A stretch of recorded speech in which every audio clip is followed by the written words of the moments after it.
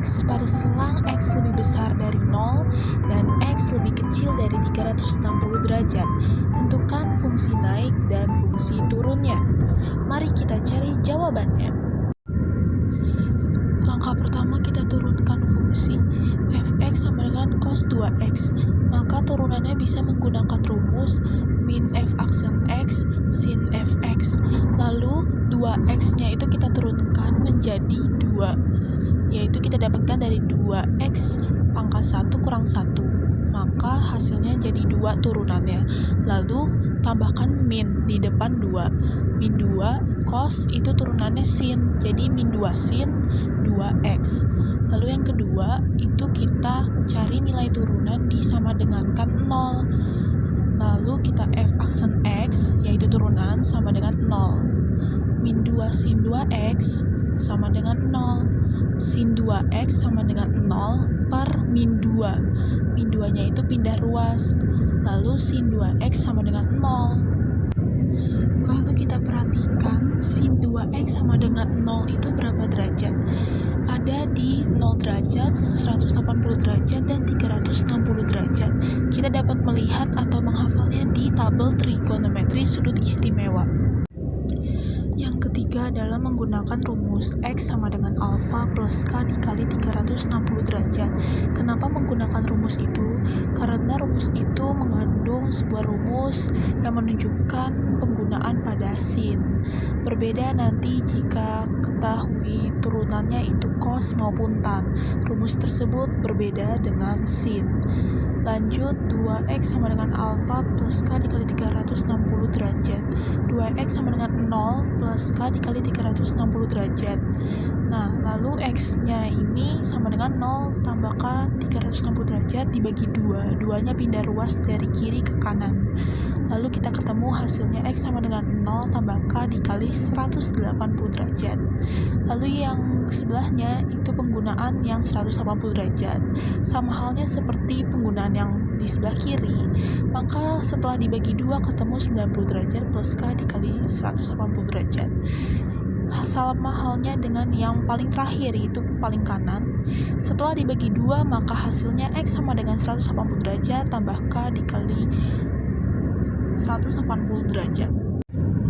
Langkah keempat, kita substitusi nilai K. Jadi K-nya sama dengan 0.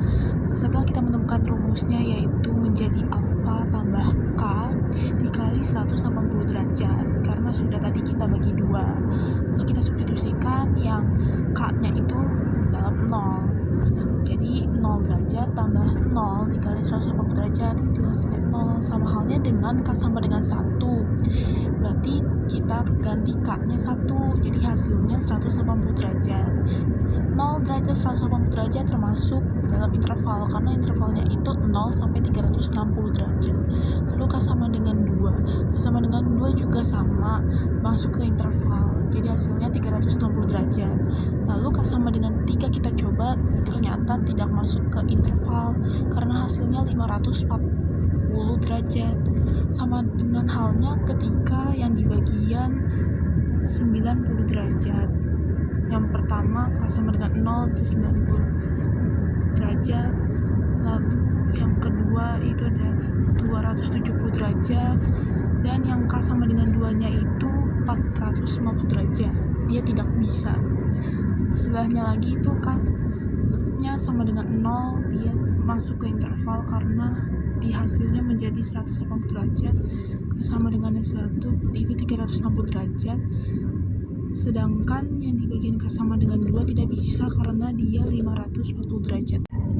Lalu kita dapat nilai X yang memenuhi interval ada 0 derajat, 90 derajat, 180 derajat, 270 derajat, dan 360 derajat. Bisa juga kita setiap derajatnya diubah ke pi, tapi karena di soal itu intervalnya berbentuk derajat, maka kita X-nya menggunakan yang derajat. Yang kelima, buat garis bilangan. Ketika membuat garis bilangan, kita tarik garis horizontal, lalu kita beri angka 0 derajat, 90 derajat, 180 derajat, 270 derajat, dan 360 derajat secara berurutan dari kecil ke besar. Lalu kita tarik garis setiap di atas angkanya seperti di gambar, lalu kita kasih gambar bulat atau seperti lingkaran yang tidak dilingkarin penuh atau lingkarannya bolong. Karena kenapa? Karena di intervalnya itu dia menunjukkan angka kurang dari, bukan kurang dari sama dengan atau lebih dari sama dengan. Langkah ke-6 kita uji titik. Jadi kita uji titik agar kita mengetahui 0 sama 90 itu dia negatif apa positif dan seterusnya. Uji titiknya menggunakan f aksen x atau turunan sama dengan min 2 sin 2x.